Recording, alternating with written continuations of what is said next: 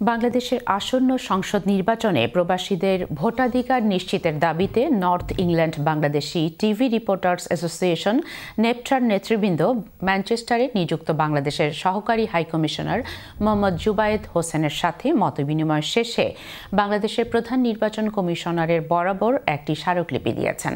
বিস্তারিত জানাচ্ছেন আমাদের ম্যানচেস্টার প্রতিনিধি শাকাইয়ুম।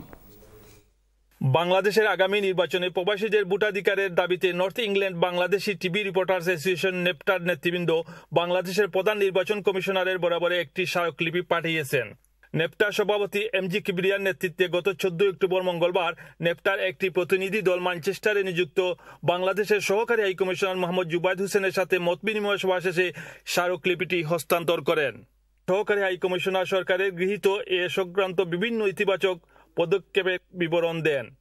For the first time in the history of our country এই বছর কার্যকরভাবেই প্রবাসীরা ভোট দিতে পারবেন, এই প্রস্তুতি নির্বাচন কমিশন নিচ্ছে এবং নির্বাচন commission is almost to the formally শুরু করার জায়গাতে আছে।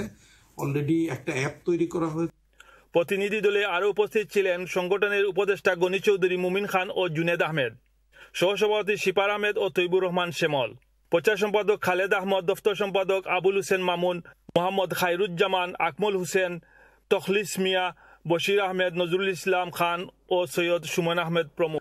আজকে এই মিটিং এর মাধ্যমে আমরা নর্থ ইংল্যান্ডের বাংলাদেশি তথা সমগ্র যুক্তরাজ্যের প্রবাসী বাংলাদেশিদের পক্ষ থেকে ভোটাধিকারের ব্যাপারে স্মারকলিপি পেশ করেছি। শাকাইয়ুম, চ্যানেল এস নিউজ, ম্যানচেস্টার।